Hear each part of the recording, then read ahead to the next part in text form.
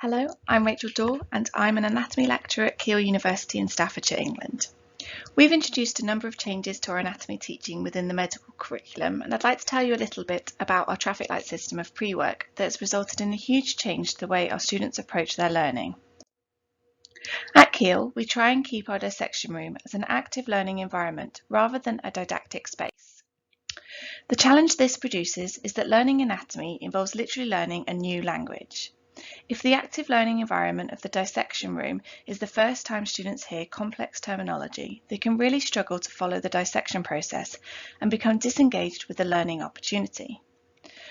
We therefore decided that we needed to shift the focus of the session, almost like a flipped classroom approach, so that students acquired some core aspects of the knowledge prior to the session and then were able to apply this in the practical setting.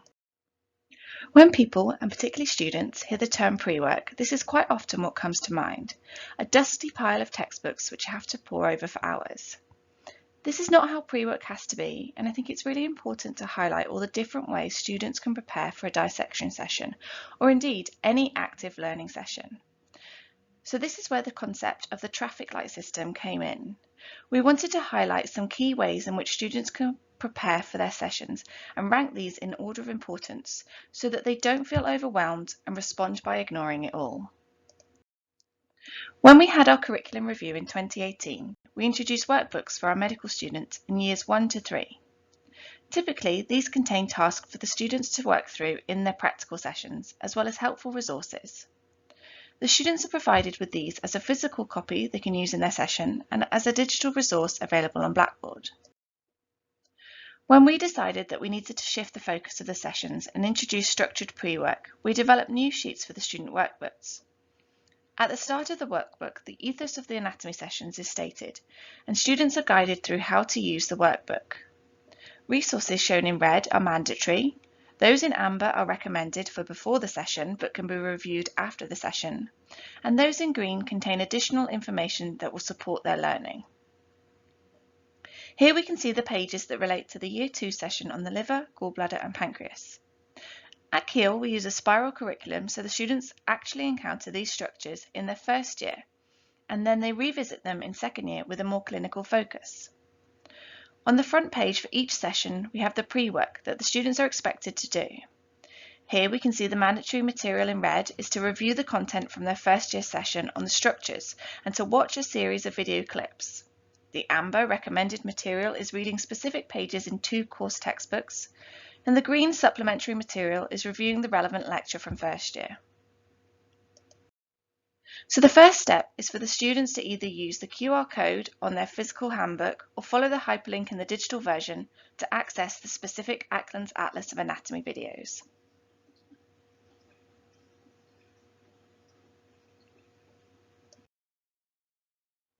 This resource uses cadaveric material to explain the core concepts in the session.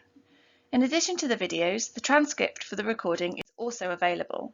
This is really important to ensure the material is as accessible for all our students.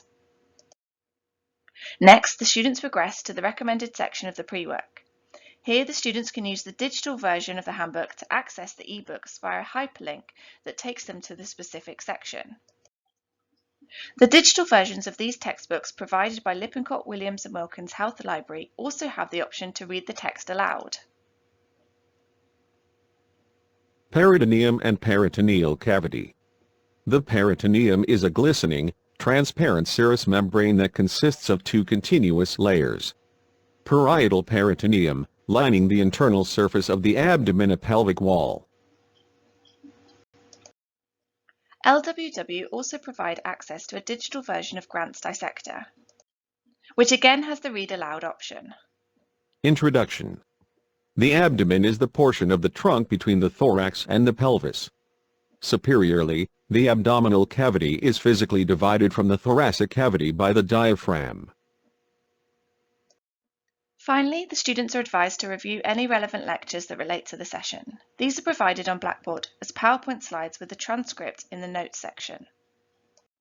In addition, they're provided as recorded lectures on Microsoft Stream with an automatically generated transcript and timecodes with hyperlinks. These changes have had a positive impact on both the students and the staff leading the sessions. Staff are able to ensure that students are actively dissecting in the session and are therefore getting an opportunity to consolidate their theoretical knowledge by applying it to 3D structures. In addition, students are given greater guidance as to what is expected of them and how much detail they should be studying a particular concept in. This is particularly important in a PBL-based curriculum as we have at Keele.